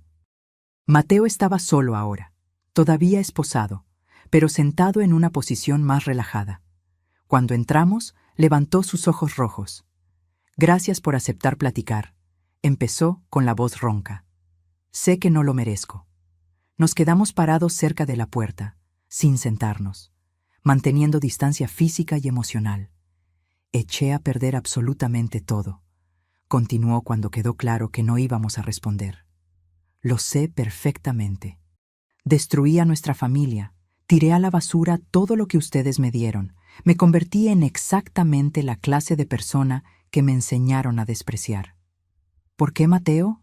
La pregunta salió de mí antes de que pudiera controlarla. Solo dime por qué. ¿Qué hicimos tan mal que merecíamos esto? Se quedó en un silencio largo organizando sus pensamientos. Ustedes no hicieron nada mal. Fueron buenos padres. Tal vez hasta padres excelentes dentro de las limitaciones que tenían. El problema, el defecto, estaba en mí. Siempre estuvo. Desde niño tenía esa cosa dentro de mí. Esa envidia, esa necesidad de tener más, de ser más, de no aceptar mi lugar. Lágrimas bajaban por su cara mientras hablaba. ¿Se acuerdan cuando tenía 8 años y rompí el jarrón? No fue el gato, fui yo. Lo rompí a propósito porque estaba enojado por alguna tontería y culpé al animal. Y funcionó. Ustedes me creyeron. Me di cuenta de que podía manipular, de que era bueno en eso. Y eso te hizo sentir orgulloso, Javier dijo amargamente. No orgulloso, pero poderoso. Y fui usando esa capacidad cada vez más. El dinero de tu bolsa cuando tenía 14, fui yo. Varias otras cosas a lo largo de los años, siempre fui yo. Y siempre logré culpar a otros. ¿Y Bianca? Ella era víctima o cómplice consciente. Mateo pensó antes de responder. Al principio realmente no sabía. Fui introduciendo las ideas poco a poco, manipulándola tanto como los manipulé a ustedes. Pero eventualmente entendió y aceptó participar conscientemente. Así que sí tiene la culpa, pero yo fui el mentor, el planeador principal. ¿Y aquel audio sobre matar a tu padre? Cerró los ojos. Era un plan real. No quiero mentir más. Estaba investigando sustancias que pudieran provocar un ataque cardíaco, dosis, formas de administrarlo sin ser detectado. Era el plan B por si lo del poder no funcionaba. Escuchar eso confirmado directamente fue peor de alguna forma que ya saberlo. Javier se tambaleó. Tuve que sostenerlo del brazo. Pero cuando Bianca reaccionó horrorizada en aquel audio, cuando me di cuenta de cómo sonaba diciéndolo en voz alta, empecé a cuestionarme. Empecé a ver la monstruosidad. Pero no tuve el valor de parar por completo el plan del poder. Pensé que lograría hacer solo esa parte sin lastimar a nadie físicamente. Solo destruirnos financieramente, dije. Sí, y me doy cuenta ahora de que eso no es mejor. Solo es diferente. Sigue siendo destrucción. Nos quedamos en silencio. El reloj en la pared marcaba los minutos pasando. ¿Me van a perdonar algún día? Mateo preguntó finalmente, con voz pequeña de niño asustado. Era la pregunta que había estado evitando pensar. Perdón. ¿Cómo perdonar esto? ¿Cómo seguir adelante cargando con esto? No sé, respondí honestamente. Tal vez nunca, tal vez en muchos años, tal vez un día pueda sentir algo más que dolor cuando piense en ti. Pero ahorita solo siento vacío.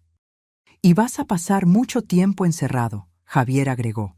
Vas a perder años de tu vida, y cuando salgas no tendrás nada. Cambiamos el testamento la semana pasada. Todo se va para instituciones de beneficencia, cada centavo. Mateo asintió aceptando. Me lo merezco. Me merezco eso y peor. Sí, te lo mereces. Silencio de nuevo. Luego Mateo. ¿Puedo pedirles una cosa? ¿Una única cosa? ¿Qué? No me odien. Por favor. Tengan coraje. Estén decepcionados. Córtenme de su vida por completo si lo necesitan. Pero no me odien, porque yo realmente los amo. Sé que mi amor es defectuoso, egoísta, enfermo tal vez. pero es real. Lo miré, mi hijo de 35 años pareciendo un niño asustado, y sentí algo demasiado complicado para nombrar. No era perdón, no era aceptación, pero tampoco era odio puro. Vamos a intentar, fue todo lo que logré decir. No prometo nada, pero vamos a intentar no odiar. Salimos de esa sala. La última imagen que tuve fue la de Mateo llorando, con la cabeza sobre la mesa, las esposas tintineando. Los meses siguientes fueron de reconstruir pedazo por pedazo una vida que había sido destrozada. No fue fácil. Algunos días eran especialmente difíciles, otros mínimamente tolerables. La noticia del caso se filtró inevitablemente a la prensa. Empezó como una nota pequeña en un periódico local. Hombre de 35 años detenido por fraude contra sus propios padres. Pero rápido tomó proporciones mayores. Se volvió encabezado. Hijo planeaba asesinar a su padre para robar herencia. Fraude familiar movido por la ambición. Abuso de confianza en familia choca a la Ciudad de México. Nuestro rostro estaba en todos los periódicos, todos los sitios de noticias. Reporteros acamparon literalmente frente a nuestra casa por semanas. Los vecinos nos miraban con una mezcla de lástima y curiosidad morbosa. Algunos amigos se alejaron, tal vez por no saber cómo actuar. Otros se volvieron todavía más cercanos. Tuvimos que dar algunas entrevistas para tratar de controlar la narrativa, para que no inventaran historias todavía peores. Conté resumidamente los hechos en la fiscalía con reporteros presentes. La policía lo permitió porque era un caso de interés público.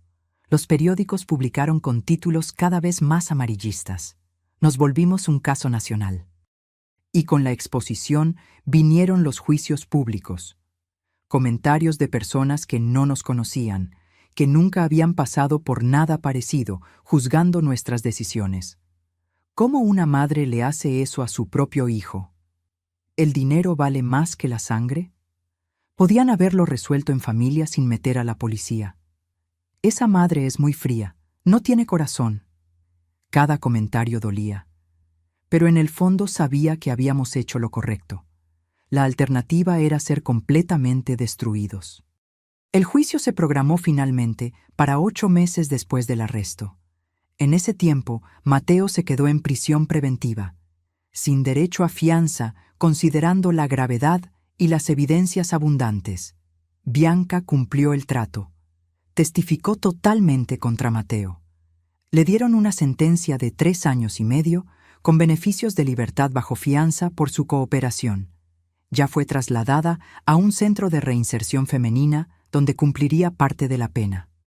Durante los meses de espera, mi vida cambió radicalmente. Dejé de trabajar definitivamente. Ya no lograba la concentración necesaria. Javier también pidió una incapacidad por estrés. Vendimos uno de los 3 departamentos que teníamos. Necesitábamos dinero para los abogados y también para empezar de nuevo de alguna forma. Usamos parte del valor para hacer una donación grande a un instituto que ayudaba a víctimas de fraude familiar, transformando nuestro dolor en ayuda para otros.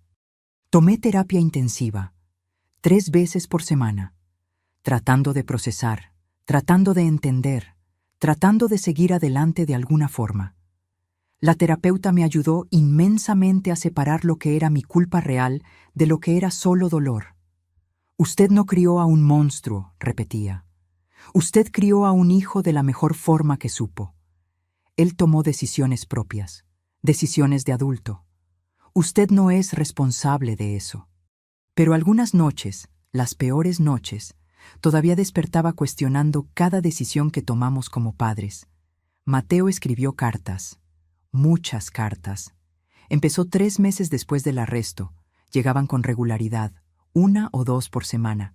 En las primeras, solo pedía perdón repetidamente.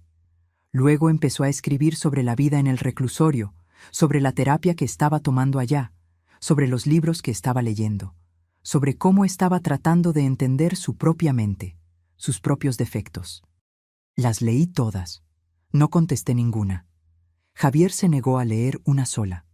¿Cuándo vas a dejar de leer esas cartas?, preguntó una vez, sin coraje. solo cansancio. No sé, tal vez nunca, tal vez siempre. Sigue siendo mi hijo, aunque sea un monstruo. El juicio pasó finalmente un martes caluroso de noviembre. El juzgado estaba absolutamente lleno de gente.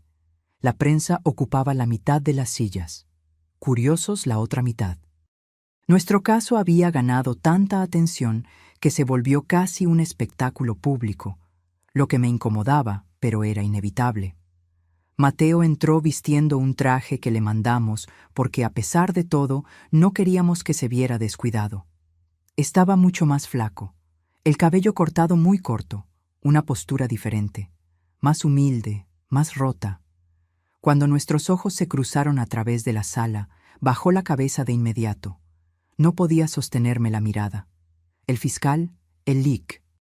Enrique Santos fue absolutamente directo y eficiente. Presentó cada evidencia de forma metódica. Audios terribles donde Mateo explicaba los planes, mensajes detallados, estados de cuenta bancarios, el poder fraudulento, el testimonio devastador de Bianca describiendo cada paso. Armó un caso completamente irrefutable durante 2 días enteros de presentación. La defensa intentó argumentar varios puntos: arrepentimiento sincero, manipulación psicológica, trastornos mentales no diagnosticados. Pero contra la montaña de pruebas concretas, los argumentos sonaban vacíos. Me llamaron a testificar el tercer día. Me senté en esa silla, puse la mano sobre la Constitución y conté toda nuestra historia. El descubrimiento horrible, el miedo, la traición, el dolor inenarrable de descubrir que tu propio hijo te quería destruir. Cuando el fiscal preguntó qué esperaba del juicio, respiré profundo. Espero justicia, no venganza, solo justicia apropiada para los delitos cometidos. Porque mi hijo necesita entender que las acciones tienen consecuencias, que no puede vivir lastimando a las personas sin pagar un precio. Y tal vez, solo tal vez, el tiempo en prisión le permita reflexionar de verdad, cambiar genuinamente, volverse una mejor persona algún día. El jurado deliberó por casi 10 horas, las horas más largas y angustiantes imaginables. Nos quedamos esperando en el pasillo, Javier y yo, sin hablar mucho, solo existiendo uno al lado del otro. Finalmente, a las 8 de la noche nos llamaron de regreso. La tensión en la sala era palpable cuando entramos. Mateo estaba visiblemente temblando. El secretario del juzgado se levantó. En el caso de la Fiscalía contra Mateo Silva, en las acusaciones de fraude agravado contra ascendientes, abuso de confianza, uso de documentos falsos y planeación de homicidio, el tribunal considera al acusado culpable de todos los cargos. Mateo cerró los ojos, pero no mostró sorpresa. Sabía que no tenía defensa real. La jueza, la LIC. Carmen Olivares, mujer seria de 58 años con décadas de experiencia, leyó la sentencia una semana después. Mateo Silva, por los delitos de fraude agravado contra sus propios padres por el monto de 120,000 pesos, abuso de confianza continuado, falsificación de documentos y planeación no consumada de homicidio, considerando las agravantes de haber sido contra ascendientes directos y el planeamiento frío y calculado, lo condeno a 14 años de prisión en régimen inicialmente cerrado. 14 años. Mi hijo tendría 49 cuando saliera, la mitad de su vida adulta pasada en la cárcel. Sentí emociones contradictorias imposibles de separar: alivio porque se había hecho justicia, tristeza porque era mi hijo, rabia por los delitos, dolor por la familia rota permanentemente. Cuando la jueza dio el mazazo finalizando, era oficial e irreversible. Salimos del juzgado entre flashes constantes de cámaras y gritos de reporteros queriendo declaraciones. Esta vez no dijimos nada. Solo nos subimos al coche y nos fuimos a casa. Hoy, mientras escribo esto, ya pasaron 5 años completos desde el juicio. A Mateo todavía le quedan 9 años por delante en prisión. Cumplió 40 años el mes pasado. Yo tengo ahora 64. Javier, 67. Nuestra vida siguió, pero nunca volvió a ser lo que era antes. ¿Cómo podría?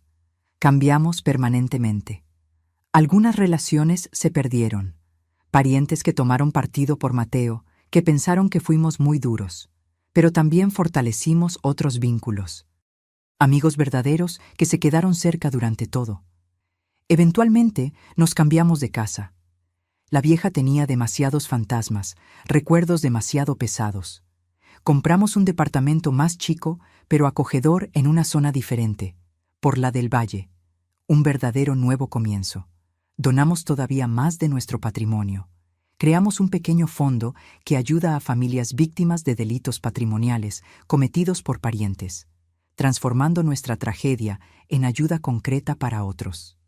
Y sobre Mateo, lo he visitado 4 veces en estos 5 años. No con frecuencia, solo cuando siento que lo necesito, que puedo emocionalmente. En las visitas, platicamos superficialmente. Él cuenta sobre su rutina en la cárcel, sobre cursos que toma, sobre la terapia obligatoria. Dice que cambió, que entendió, que nunca volvería a ser esa persona. Quiero creerle. Una parte de mí quiere desesperadamente creer que mi hijo se redimió genuinamente. Pero otra parte de mí, la parte herida permanentemente, nunca podrá confiar por completo de nuevo. Javier nunca lo ha visitado. Dice que no puede, que la traición fue demasiado profunda. Y lo respeto totalmente. Cada quien procesa de forma diferente. Aprendí tantas lecciones dolorosas en estos años. Aprendí que el perdón no es un evento único, sino un proceso largo y no lineal. Algunos días despierto sintiendo que perdoné a Mateo. Otros, la rabia regresa fresca. Aprendí que el amor de madre, por más profundo que sea, no significa aceptar todo a ciegas. Que a veces amar significa poner límites rígidos, aunque duela terriblemente. Aprendí que la familia de sangre no siempre es sinónimo de familia verdadera, y que podemos construir nuevas familias con personas que elegimos, que nos valoran genuinamente. Aprendí que criar bien a un hijo no es garantía de resultado. Es esperanza, es esfuerzo, pero los genes y el libre albedrío también juegan papeles enormes que no controlamos. Y aprendí principalmente que incluso a los 64 años, incluso después de una traición devastadora, todavía es posible empezar de nuevo. Todavía es posible encontrar momentos de paz, de alegría pequeña pero real. Hoy miro hacia atrás y veo a una mujer que casi fue destruida por completo, pero eligió luchar. Que denunció a su propio hijo no porque no lo amara, sino porque amaba la verdad, la justicia y a sí misma también. Si pudiera regresar y hacer las cosas diferente, algunas cosas tal vez. Tal vez me habría dado cuenta de las señales antes. Tal vez habría buscado ayuda profesional cuando Mateo mostró los primeros comportamientos preocupantes. Pero la decisión de denunciar, esa nunca cambiaría. Fue absolutamente lo correcto. Doloroso más allá de las palabras, pero correcto. Porque si no lo hubiéramos denunciado, habríamos sido destruidos financieramente. ¿Y quién sabe de qué más habría sido capaz Mateo para mantener el secreto, para seguir con el fraude? A veces recibo mensajes de personas que pasan por situaciones similares, hijos robándoles a sus padres, familias siendo destrozadas por la ambición, y siempre digo lo mismo: denuncien, busquen ayuda, no protejan a criminales solo porque comparten la sangre. Porque el amor verdadero a veces significa dejar que la persona enfrente las consecuencias de sus propios actos. Es la única forma real de que haya un cambio posible. Mateo sale de prisión en 2034 si cumple la pena completa. Tendrá 49 años. Nosotros tendremos 73 y 76. No sé cómo será nuestra relación entonces. Si es que tendremos alguna relación. Pero tengo 9 años todavía para pensar en eso, para seguir procesando, sanando. Por ahora, vivo un día a la vez. Algunos días son buenos. Otros difíciles. Pero sigo viviendo, sigo existiendo, sigo encontrando razones pequeñas pero reales para sonreír. Y eso, al final, es todo lo que puedo hacer. Sobrevivir, existir, encontrar paz en los pequeños momentos, construir una vida nueva sobre las ruinas de la vieja. porque a los 64 años aprendí que nunca es tarde para empezar de nuevo. Nunca es tarde para elegirte a ti misma. Nunca es tarde para buscar justicia y dignidad. Mi hijo me quitó muchas cosas. Mi inocencia, mi confianza ciega en la familia, mi paz anterior. Pero no logró quitarme mis ganas de vivir con dignidad. Y esas ganas, esa determinación de no ser destruida, es lo que me mantiene siguiendo adelante. Ahora, si te gustó esta historia, pícale a suscribirte y dime en los comentarios, ¿qué parte te dejó con el ojo cuadrado? ¿Fue cuando descubrí los mensajes? ¿Cuando Mateo confesó el plan de matar a su papá? ¿O cuando finalmente lo agarraron? Ah, y no olvides hacerte miembro para tener acceso a videos exclusivos que no subo aquí. Tu historia puede ser la que sigue. Te espero allá.